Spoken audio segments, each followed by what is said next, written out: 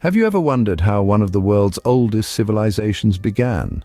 Our journey takes us far back in time to the dawning age of human history. In the vast expanses of what is now known as China, the first sparks of civilization were kindled in the heart of the Paleolithic era.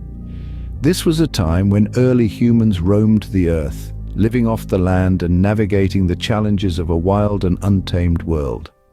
In the caves near Beijing, archaeologists discovered the remains of the Peking man, an early ancestor of modern humans.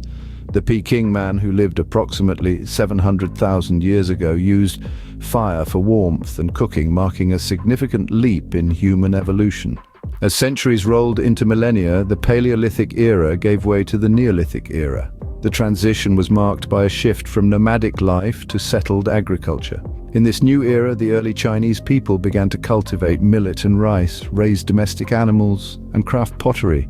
The cradle of this burgeoning civilization was the fertile basin of the Yellow River.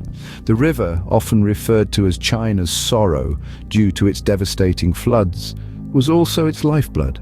The fertile plains around the river provided the early Chinese people with the resources they needed to thrive.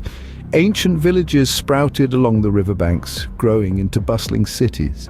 These cities became the epicenters of culture, trade, and power.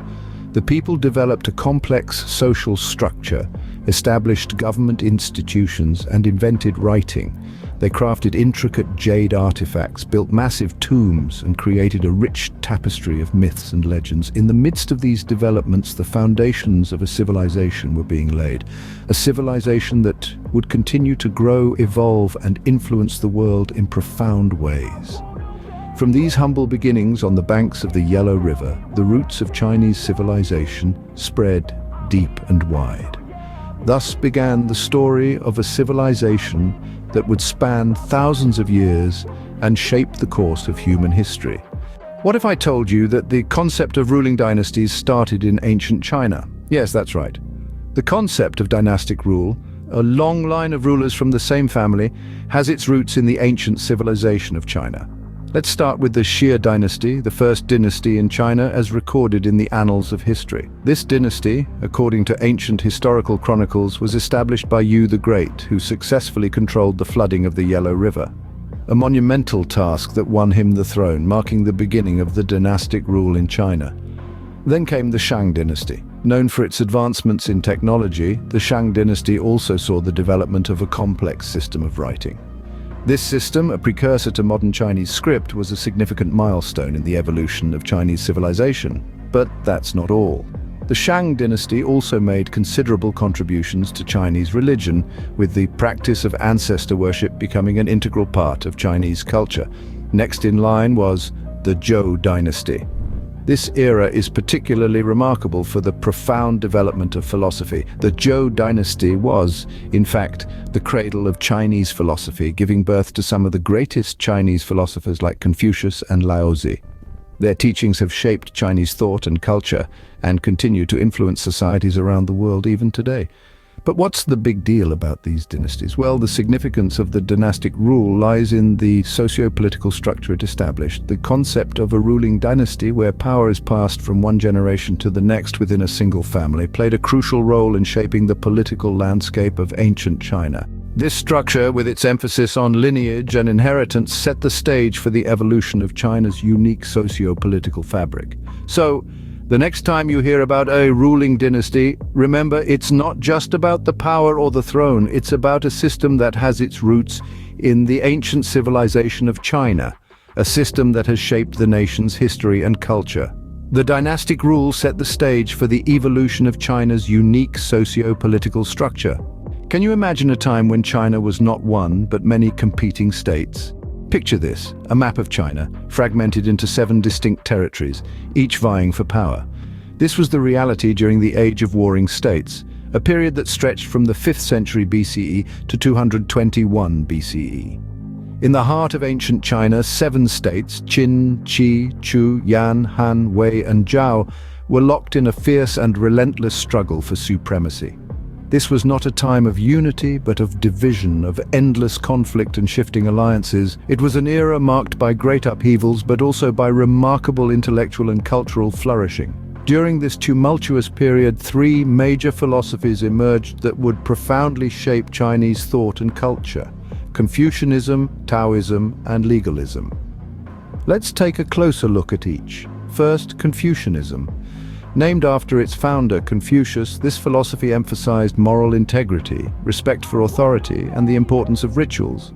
Confucianism fostered a deep reverence for the past and advocated for a harmonious society guided by virtuous rulers. Next, Taoism, a philosophy that championed harmony with nature and the pursuit of spiritual enlightenment. Taoism encouraged individuals to follow the Tao, or the Way, a path of balance and tranquility that transcended worldly concerns. Lastly, legalism. Quite contrary to Confucianism and Taoism, legalism was a pragmatic and often harsh philosophy. It argued that strict laws and harsh punishments were necessary to maintain order in society. These three philosophies, born out of a time of chaos, would continue to influence China long after the Warring States period. They shaped the nation's political structures, social norms, and cultural practices, leaving an indelible imprint on the fabric of Chinese society. In the midst of the turmoil, the seeds of China's philosophical heritage were sown. The Warring States period, tumultuous as it was, gave birth to some of China's most enduring philosophies. Ever heard of the Great Wall? Well, here's how it all started. The rise of the Qin dynasty is a story that begins with a man named Ying Zheng, who became known as Qin Shi Huang, or the first emperor of Qin. His ascension to the throne in 247 BCE marked the start of the Qin dynasty. Ambitious and ruthless, Qin Shi Huang sought to unify the various warring states under his rule, and he did just that. In 221 BCE, he accomplished the unthinkable, the unification of China. Qin Shi Huang achieved this monumental task through a combination of military might, political maneuvering, and a standardized system of laws and measurements. This not only brought about an end to the age of warring states, but it also laid the groundwork for the China we know today. But Qin Shi Huang didn't stop there. He embarked on some of the most ambitious construction projects of his time, one of which was the Great Wall. This mammoth structure was not built in one go. Instead, it was a series of fortifications made by different states, which Qin Shi Huang decided to connect and expand. This extensive fortification was intended to protect his kingdom from northern invasions, and though it came at a great human cost, it stands today as a symbol of China's strength and resilience. Another of Qin Shi Huang's notable projects was the Terracotta Army. This massive collection of life-sized clay soldiers, horses, and chariots was created to accompany the emperor in his afterlife. Each figure is unique, showcasing the impressive craftsmanship of the time. Buried with Qin Shi Huang, this silent army was discovered in 1974, providing a fascinating glimpse into the past. The Qin dynasty marked a significant turning point, creating a unified China we recognize today. From the Great Wall to the Terracotta Army, the legacy of the Qin dynasty continues to captivate and inspire, reminding us of the power of ambition, unity, and resilience. So, how does ancient China continue to influence us today? Let's delve into the lasting legacy of this remarkable civilization, a legacy that permeates our everyday lives. Ancient China was a wellspring of innovation, gifting the world with groundbreaking inventions like paper and printing that revolutionized communication, the compass that guided explorers across uncharted territories, and gunpowder that forever altered warfare. But the contributions of ancient China extend well beyond tangible inventions. It was a crucible of thought, a hotbed for philosophical contemplation that birthed Confucianism and Taoism, ideologies that continue to guide billions around the globe. Its art, from intricate pottery to detailed scroll paintings, set new standards for beauty and expression. From the way we communicate, navigate, and wage wars to the way we think and appreciate beauty, ancient China's influence is profound and pervasive.